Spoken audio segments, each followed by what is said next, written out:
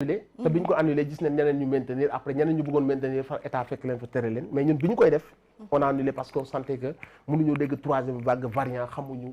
xanaa waa daara ji ngay wax ñoom ñu maintenir. non ñoom dañu annulé woon bi ñu demee ba nga xamante ni permettre nañ yeneen manifestation yu am plus de monde mu am daara ji bëgg a teg son concert ñu ne ko du am bu boobaa day xaw contradictoire parce que accepté nañ yeneen affaire yu ëpp mbooloo kiiw waa daara ji boobu noonu daara ji ñëw bëgg a def joxuñu ko te loolu injustice la bu ñu leen def boo xamante si ni mooy manque de respect bi am parce que un groupe comme daara ji monument lañ yoo xamante ni dans un pays comme Sénégal parfois sax dañoo war a céder seen ay caprice waxuma la ak nag ñu fekk leen ci seen ay liggéey di leen ko yàqal quoi. di leen ko yàqal mais quelqu'un comme Nit Doff di def ay événements yoo xam ne comme ni mu ko waxee guichet fermé tout le temps mais sans sponsor loolu comment léegi c'est quoi le problème.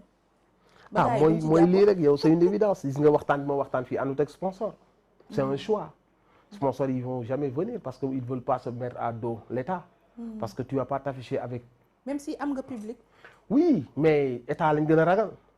te au Sénégal les sponsors ils ne connaissent pas trop le truc bon peut-être dañoo jubul aussi xëy na ak yenn faveur yi leen defal bëgguñu afficher wu avec quelqu'un buy jël ay position donc du coup tey jii lu ñuy def lépp ci 12 ans boo ak léegi ñuy def muy fii ba commencé koo génnee di ko def France bu ñu demee bay ay sponsors ñëwuñu xam nañ c'est une évidence c'est clair que dañ ñuy daw li tax ñu ñuy daw nag c'est ça qui fait ma fierté parce que je me suis rangé avec mon peuple je me suis rangé du côté de la vérité kon doo ci mës a changer xalaatuma aussi àdduna ma bàyyi moom ak gënal c'est-à-dire que c'est un combat de principe c'est un combat de ngëm-ngëm c'est ma raison d'être c'est d'essayer de combattre les injustices taxawal sama peuple li ñu mënul wax ma waxal leen ko li fi injustice ma koy dénoncer loolu moo ma gënal affiché wu avec un sponsor mu jox ma xaalis parce que bu doon xaalis kase la kenn waxatu ko quoi wax dëgg yàlla ñi ma xam dëgg xam nañ que ni c'est une histoire de principe.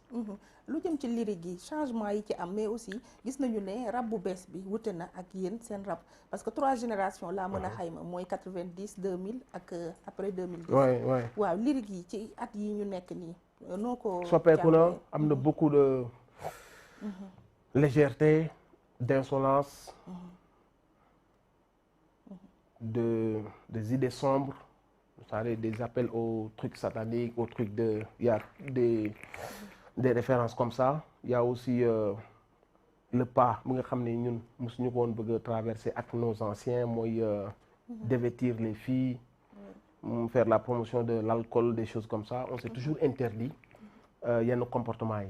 Et léegi de plus en plus ak yàqu-yàqu jamono aussi ak le fait de vouloir faire le buzz wala ñu gis la wala nga percer à tout prix tax na barrière yu bëri booy ñu ngi koy daaneel et c'est dommage c'est déplorable et après moi je veux pas aussi réduire liggéey bi yëpp si loolu ce sont des ay excès yoo xam ñun ñu ngi koy ñaawlu ñu ngi koy dénoncer d'ailleurs après leneen li si des mooy franchement il y a beaucoup d'avancées aussi il y a des gens qui parviennent à yokk maanaam mbooloo hip hop bi selon ci seen ay réseaux sociaux ci seen comportement seen façon de gérer leur image et leur carrière ils parviennent à casser des barrières yenn barrières yoo xamante nit ñi ñu ngi leen di ñeme de plus en plus parce que ñun peut-être on était trop hardcore et les gens ils avaient des a priori des jugements sur nous léegi ñoom ils soignent plus image marketing boobu noonu que les anciens et ils sont en train de réussir ça ils décrochent des sponsors parce que la plupart ne sont pas engagés wala moom seen engagement c'est camouflé donc du coup ñeme leen day yomb mais c'est plutôt quelque chose de bien mais kon bu ma la déggee clip yu pervers nga baal ma ci mot bi wala yi nga xam ne daal day wane exhibitionnisme ci la sponsor yi di gën a accompagner que yéen yi ngeen c'est sûr parce que ça appelle les gens à venir regarder et puis ça rend débile les gens les sponsors bu fekkoon ay nit yu nite la ñuy wër ay nit yu nite mais il faut une jeunesse festive qui ne réfléchit pas trop ñoom loolu la ñu bëgg quoi il faut nga gëmloo nit ñi que ni woy benn yoon la ñuy dund benn yoon la ñuy dee mais si tu les appelles à la raison tu vois parce que la raison celui qui a la raison il est pas si dépensière que ça il est pas si festif que ça dina koy def mais day am xam nga fu may waxee que donc le rap sénégalais a toujours voulu garder nit bi aussi mu ànd ak sa raison donc ça n'arrange pas ces gens-là yu nga xam ni ils veulent une jeunesse libertine buy def libertinage boo xam ne si ni il se fixe pas de limite trop festive trop dépensière trop dans la débauche inconsciente rek donc bu ñu nekkee si loolu dans l'inconscience ñoom ils vont venir alimenter ça parce que loolu ça génère beaucoup d'argent quand tu dévêtis les filles nga gis leen ndeysaan des sisters yoo xamante si ni xaw ma ana seen i waajur nga gis leen ci anam bu mel noonu mais ça va t'amener beaucoup de monde parce qu'il y a des gens qui vont aller regarder automatiquement boo dañuy dem xool ça va te après question de choix la yaa naa yoo xam ni seen conscience moo leen sonal mënuñu def dara parce que prison bi nekk seen conscience la ñuy amal problème bu ñu tëddee duñ nelaw donc il se fixe des limites mais xamal ni fu mu amee loolu am na d'autres arrivistes yoo xam ni ils ont pas de limite lépp lu ñu mën a def pour jot seen billet wala ñu nekk au devant de la scène wala qu'on parle de ils vont le faire quitte à yàq seen sœurs yi quitte à faire la promotion de l'alcool wala des drogues pour que jeunes yi nekk dans le délire wooy just having fun boobu la ñu yàqee États-Unis tey boo demee les noirs américains la fa doon valeur yàq nañ ko ci lan même musique yi nga xam ne sax léegi day jël tendance ci jeunes yi dañ koy def musique wu mumbling mooy ku mandi drogué wu ba sa làmmiñ damm noonu ngay waxee loolu lañ mujj def style musique loolu mooy pousser nit ñi pour ñu jël ay ecstasy nga léegi ecstasy bi dégâts yi muy def biir Dakar mooy le truc là volé lañ koy woowee je sais pas des choses comme ça ce sont toutes ces choses là dañuy bëgg nag une jeunesse boo xam ne ci yooyu rek lay dox yooyu une musique bu qui appelle à la débauche qui appelle à la festivité et tout ça et automatiquement des artistes qui gravitent autour de ça sont souvent promotionné après les gens qui appellent ñu lay woo nit ñi pour ñu conscient pour ñu am raison garder pour ñu am un peu de retenue ñooñu dañuy xaw a déranger un peu l'industrie un peu les sponsors et tout ça mais bon après nous c'est un choix et on n'a pas de regret c'est juste trop de fierté. Et en parlant de choix comme la vie challenge la chaque fois nit dof def na grand théâtre guichet fermé 48 heures après mu dem stade Iba Mar Diop guichet fermé def 5 fois tour du Sénégal 12 fois the show of the year léegi ban challenge moo la dese ci sa carrière yow. Musical. Bon écoute déjà on avait commencé Show of the Year yóbbu ko Paris on a fait un très beau show là-bas ci conditions yu jafe parce que dafa fekkoon une grève de très mooy bi amoon avant corona bi. il y avait rien qui circulait on a réussi à faire guichet fermé. jóge fa am beneen contrat à Torino.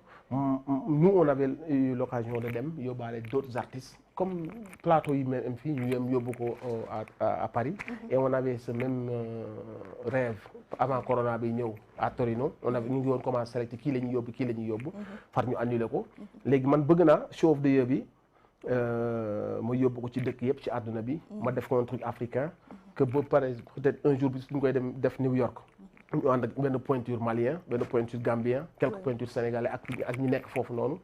et puis produit une affaire africaine daal. africaine waaw bëgg nañ mu màgg même fii bu Dakar bi bëgg nañ aussi mu am beneen dayoo ba weesu fi mu toll nii parce que mënuñu rek stagner ci benn niveau. bëgg nañ mu nekk festival boo xamante si ni on fait venir des Africains on fait venir des grosses pointures du monde et tout ça et on a des rêves aussi d'aider la nouvelle génération produire des jeunes des choses comme ça. Après bon. léegi nag ñu jàll directement ci sa personne ci sa engagement ci wàllu activisme.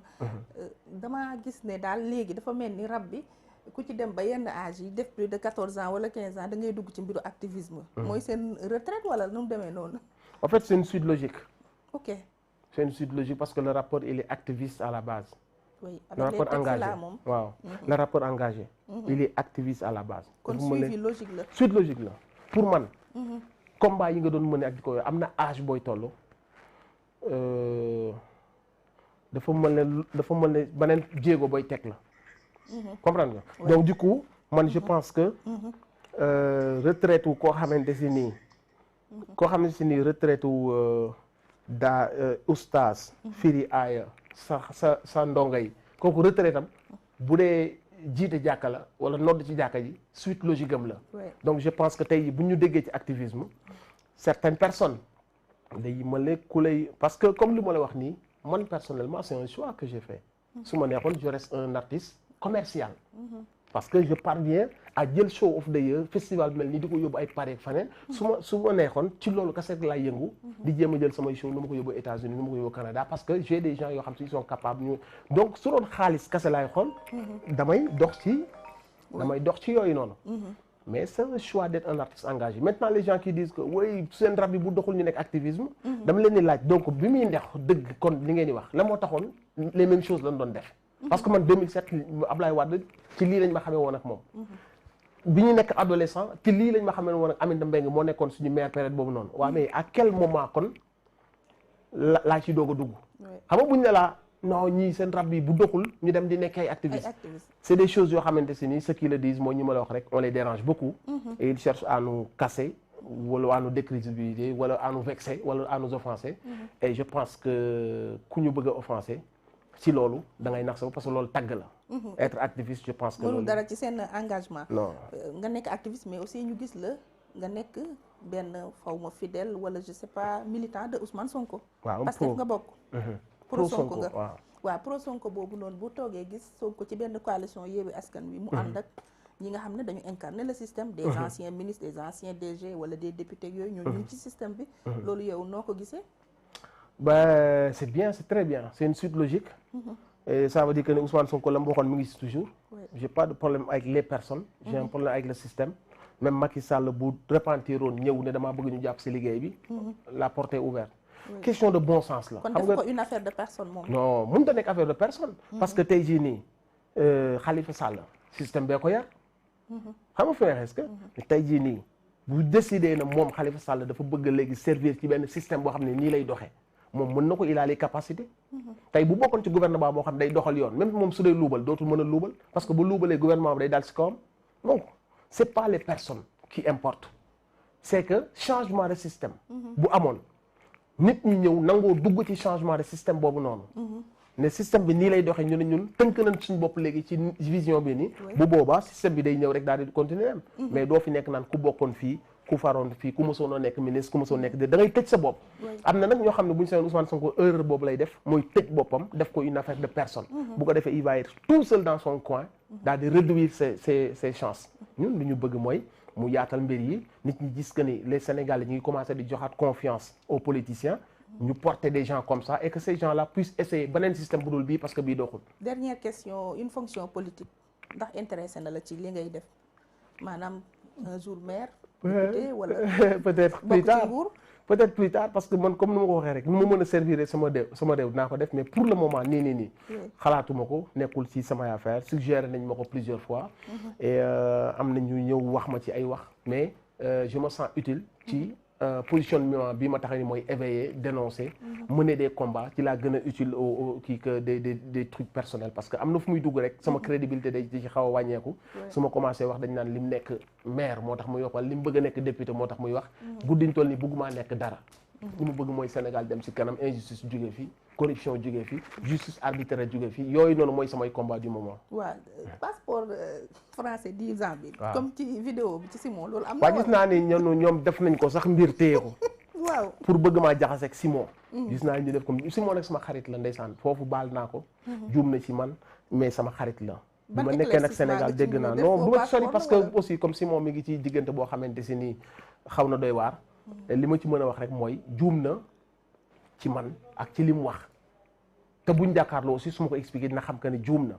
comprendre nga gis naa rek ñooñu bëgg koo jël pour def ko benn tâche ci man wala ci Simon wala sama diggante ak Simon. parce que dañ naan man leen kaay leen ma xamal leen Simon sama waay la lu mu wax amul problème dinañ ko régler bis bu ko jotee mais guddiñ toll nii. dañ koy soutenir parce que dañ koo bëgg a faggaagal te jàmbaar la jàmbaar yi Sénégal la man je suis tranquille bu fekkee que ni am na lu ñu ma mën a topp wala lu ñu ma mën a waxal yoon a ngi fi man maa ngi déglu yoon daw ma dem fenn seen wax yëpp nag maa ngi koy dégg am na nag li may dimbale mooy xam naa que ni je suis la tête à couper ba tax na tey bu ñu doon waaw kaasu nit kaas sax toj na dañ leen dégg naa kaasam daa toj moo tax bi ma dégg affaire bi ay réer la ma def ma jàppale leen si ironiser ne leen man de maa ngi xool yoon ma jaar maa ngi daw maa ngi Gambie maa ngi Mauritanie lu ne mu wax ko pour jàppale leen ci affaire bi juste pour wax leen que ni ma personne ne compte pas c'est le combat qui compte donc que ngeen may saaga ngeen may sànni xeer le plus important mooy on continue le combat on est serein jaajëf maa ngi lay jaajëfal bu baax ñu kontaan naa vraiment ci recevoir la ci wax dëgg jaajëf merci ñuy jaajëfal ñi ñu doon teewlu gërëm nag bu baax équipe technique bi di leen di jox rendez-vous beneen ay bés ci beneen émission wax dëgg fii ci Senegal7.com www.senegal7.com le roi de l'information en temps réel. Suivez-nous sur YouTube, Facebook